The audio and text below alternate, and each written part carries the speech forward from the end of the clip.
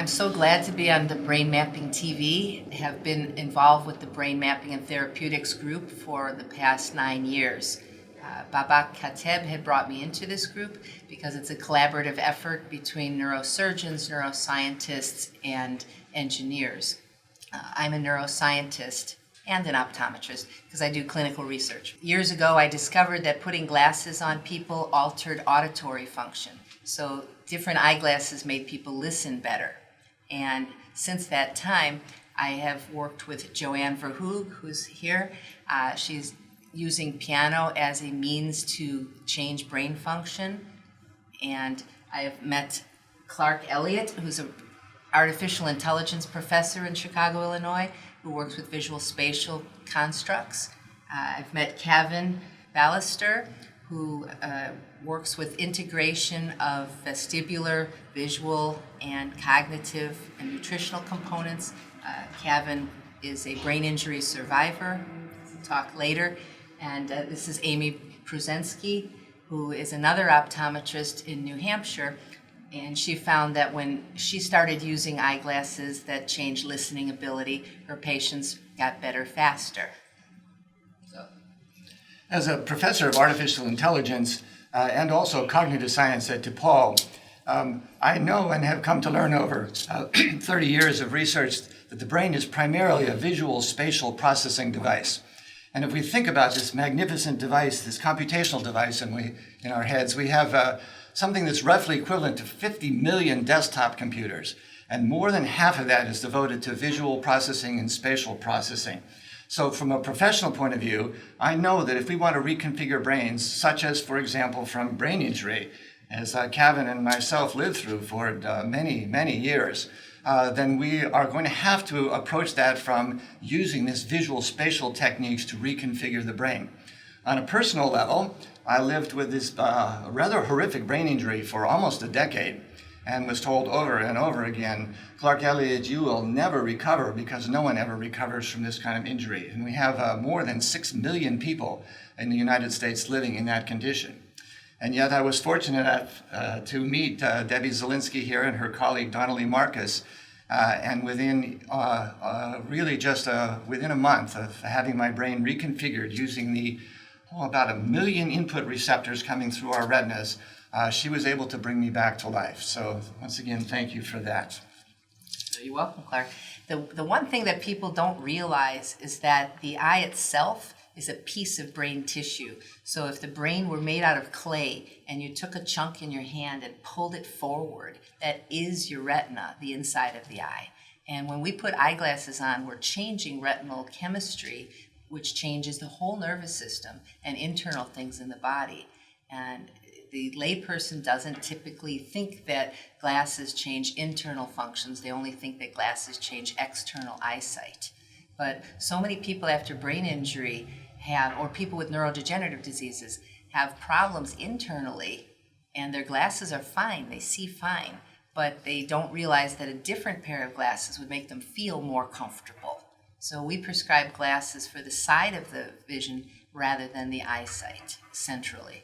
Dr. Zelinsky, if I might add to that, for many of my patients, many eye doctors use lenses as a tool to get the image clear on the back of the eye. And I like to explain it to patients this way, that we have a what visual system, which most of us are familiar with, but there is a where visual system, which is what we're getting at more with the lenses and prisms and tints and occluders that Dr. Zelinsky has discovered is very effective in helping the brain rehabilitate. And I've had so much wonderful success with patients, not always getting them back to pre-injury status, but certainly giving them back as much as we can in the way of function and comfort. So again, I also thank Dr. Zelinsky for her work, and I'm excited to be here on the Brain Mapping TV program, helping people understand the collaboration that is needed between clinicians who are working with the patients and the neuroscientists who are giving us the science that backs up what we're doing and finding successful. Absolutely, and taking that from a brain injury survivor's perspective, first of all, understanding that one half of our cranial nerves, which is like the highway that takes in information and that sends out information to our body, one half of that directly innervate the visual system. And then 1/3 or 4 out of the 12 cranial nerves are dedicated to the visual system. So Dr. Zelinsky was talking about the neurochemical aspect of this, and this is the electrical aspect of it. We have our outputs going to the eyeball, 1/3 to these two little peepers, and understanding that what we do visually to rehabilitate can affect everything in our bodies, autonomic function, vestibular function, and so many other ways that we can rehabilitate and make true neuroplastic changes through visual therapy. Kevin has done an incredible job of writing a book called How to Feed a Brain After a Brain Injury, and his whole concept of feedabrain.com is fantastic because it's one aspect. If you give your body the right nutrition, your visual system changes. There's a peripheral system, the side vision, and the center eyesight. And the peripheral eyesight shrinks and expands depending on how comfortable your body is. So the more you work with Kevin's book, Feed a Brain, the more your peripheral eyesight expands. And the bigger it is, the better your balance is when you're walking, the better you're not as anxious because you're aware of things coming. The larger your spatial perception is, which works with what Clark does with artificial intelligence. And Joanne has worked with posture linked with the eyesight and auditory function. Right. I started as a classical pianist, had a music school, worked with the very gifted and the challenged, and then started altering what we were doing. I made 13 changes to music so that the visually challenged could read it, and to my surprise, the gifted learned 3 times faster with half the practice because of those visual changes.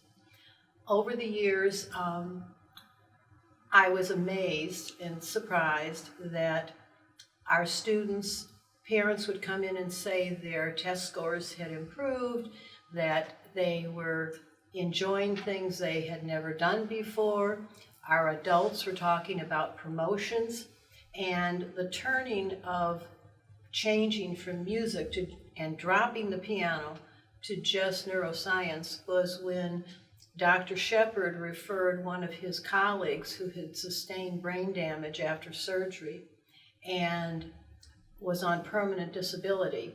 And in 1 year and 9 months, I had him back to work. And then Dr. Zelinsky and Dr. Marcus referred an autistic child who was 6 months into kindergarten and only knew half of his letters and no words.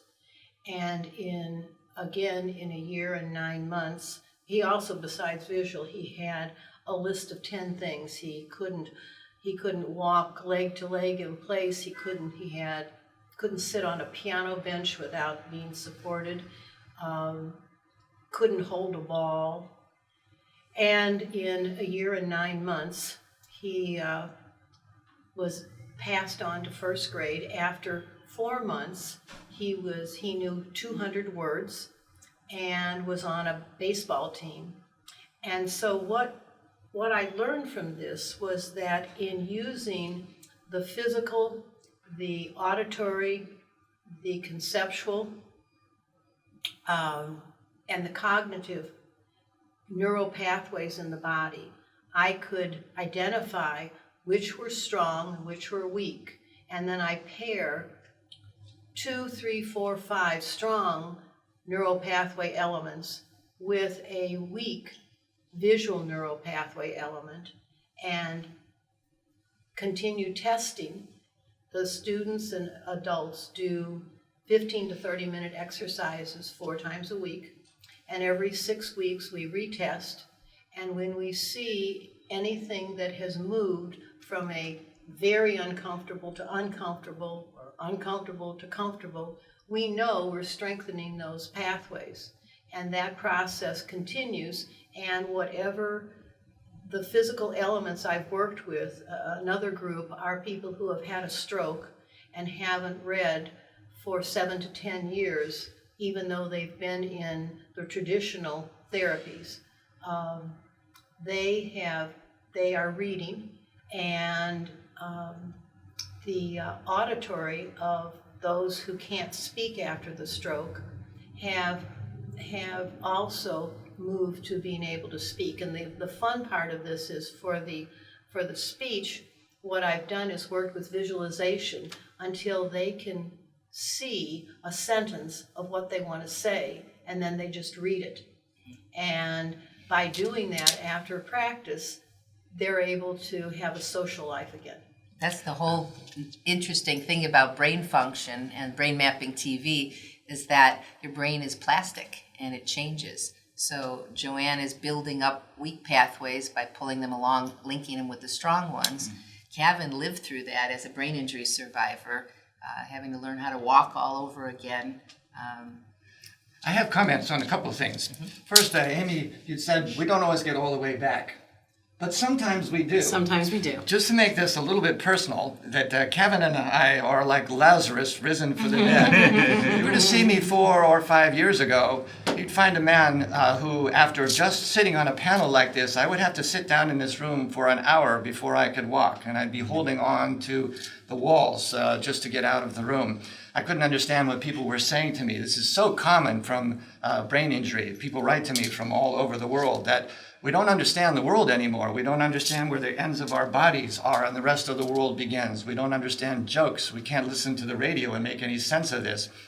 But in my case, through this magic of brain plasticity, where we take a brain, we find the parts of the brain that are not healthy anymore, and we route channels through the brain through healthy brain tissue, and that part of the brain will take over functioning. So I am now fully recovered in all ways. I am ready to get on with the rest of my life. And I lived that way for almost a decade before coming just accidentally, almost stumbling across these brain plasticity techniques that are so very, very powerful. So if I had a comment, it would be a desperate plea for these neurodevelopmental optometric techniques that use the retina to reconfigure the brain, for that word to get out, that so many of these people, not only around the United States, but around the world, that are suffering from the lifelong, or we would think lifelong effects of these terrible injuries, that they can get better, the same as I did. There's no actual magic in the science is real. And I have a comment, you talked about hearing, the link between hearing and visual processing. And this kind of makes the point about how dynamic the visual processing in the brain and how it's at the core of what makes us human. I'll give you an example. If I reach out behind you and I tap a wine glass, just hearing that glass ring, instantly you're seeing that it's a glass. You might be imagining, and that's visual, yes? And it's spatial because you know it's behind your right shoulder, it's not behind your left knee. You'll see the color red if you're imagining red wine, or yellow if it's a white wine. You might be seeing a sequence of time where there's less than and greater than, reaching back into last week to say, I had some wine with my friends last week, and you recall what you talked about, and you see the image of their faces. And all of this is visual, spatial processing, and that came from just the sound of my tapping the wine glass. So we think we hear with our ears, and we think that we, smell the world with our noses, but that actually is not accurate. Our brains are visual, spatial processors down to the very core of what makes us human. So thank you once again, Debbie. This is what I recorded in this book, The Ghost in My Brain, is coming back to life and once again being a human being again. Well, and I'd like to speak to that, where I am a trained optometrist. I've been in practice over 20 years, and I read the book, thank you, and realized that Dr. Zelinsky was able to do things that I had not been taught to do. So I have many patients who have been to 3 and 4 and 5 different eye doctors, for example, and or other doctors, and they're told they're fine, and the patient knows they're not fine. They're on the floor unable to function, but they are able to read an eye chart, for example. And I want to be clear for our audience that any optometrist might not be trained in this aspect of things, just like you might go to an ophthalmologist who's trained in retina, or you might have a different ophthalmologist trained in glaucoma. There are different areas where we have extra training, where we understand this eye-brain-body connection. And I do feel passionate working toward having all optometrists at least have a basic understanding of this, so they can at least be screening for these problems and then sending on to optometrists who do this kind of work. So please don't be frustrated if you are a patient who's been told your eyes are fine. Your eyes are probably fine. It may be that the part of your brain that's processing the vision and trying to integrate with your other senses that might be having the problem, and there is help to be had. So again, I think it's a team effort here where we're trying to get the word out and help others get the help they need. We have a campaign called Leave 2020 in the 20th Century. Yes. And actually starting in a few weeks, there'll be 20 months left until 2020. So we have 20 months to get the concept of 2020 should be in the 20th century put behind us. Because so many people come in and they are 2020 and they say, well, therefore I don't need glasses. And they don't realize that 2020 concept was invented in the mid-1800s. It's more than 150 years old. And when it was invented, it was the best thing ever to standardize eye care. But that's how optometrists are taught that, make the patient 2020. But don't make them comfortable, make them 2020.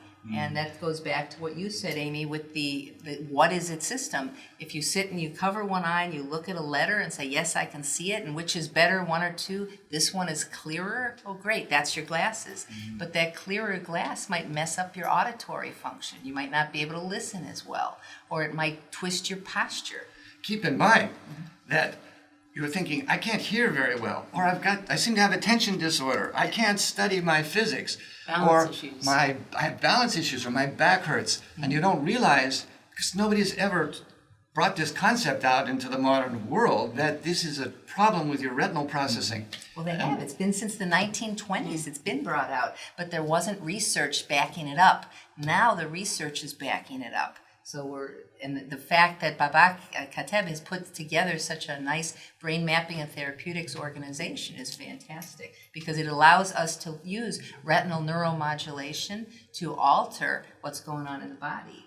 It's And you should mention this non-visual retinal processing. This is a wild part. that there's a part of the eye that doesn't have anything to do with eyesight, that it has to do with the chemistry in your body or the posture. So when light hits your eye, some of it is used for eyesight, but some of it has nothing to do with eyesight. And the closing example that I use a lot is a mouse running across the room. That if you have a mouse running across the room, all it does for your sensory input is make a little shadow on your eye. Yet what it does to your body, it'll increase adrenaline, it'll tense up your muscles, it changes your thinking. So just a little shadow on the edge of your eye can do that to your body. A brain injured patient has this happen all the time when anything moves, and it's hard for them to go in grocery stores or anything else. Did anybody have any closing statements? First of all, I appreciate the rising from the dead kind of I'm often asked, how long did it take before you were 100% recovered? And I say 100%. I'm like, QX4W9% recovered, it's a whole different scale, So, but the point is, how did we go from where we were to where we are? And I think figuring out these pathways is one thing that's extremely important. And I love that we're bringing together so many different modalities to solve these problems and to find ways to optimize recovery. The other aspect that I often talk about is motivation. And this is where I love what you're doing, where you pair the strengths with the weaknesses and they just bring them along for the ride. Because when you're working on nothing but the weaknesses, it gets a little depressing, I am so happy to be on this panel. I appreciate you guys so much, and probably had more to say. Thank you, Kevin Ballister from feedabrain.com. Thank you, Joanne Verhoog from the Verhoog Neuroscience Institute. You had something to say, Amy? I just wanted to say a final word. I'm grateful to Dr. Kateb for the Society for Brain Mapping and Therapeutics, because one of the biggest barriers, and their goal is to break down barriers, is there's no research. Well, the research is there, first of all. It's just people aren't reading it or paying attention to it. And now we have a direct group that we can work with in team, in collaboration, to have the research we need to back up what's been working in clinic, and we can help more patients that way. So I'm very grateful to this organization, and I'm glad that you're hearing this, and hopefully this will help change some lives. And thank you, Amy Pruzensky, an optometrist from New Hampshire. And thanks to Clark Elliott, author of The Ghost in My Brain. And this has been a really nice panel to show how everything works together. And as you said, the research is there. It's just in the neuroscience journals. And to bridge the gap from the neuroscience research into eye care is a big leap. And Babak Kateb is championing this. He's pioneering, championing the cause. Well, And I also, from neuroscience into the emergency room. Yes. Yes. And into the halls of academia. We have the screening. important. There's people who will be screening eye-ear connections because it's so important, and it's detrimental in brain injuries. There's a disconnect. So the Brain Mapping TV is able to get to the layperson and show how the different disciplines are working together. It's a great opportunity. Thank you.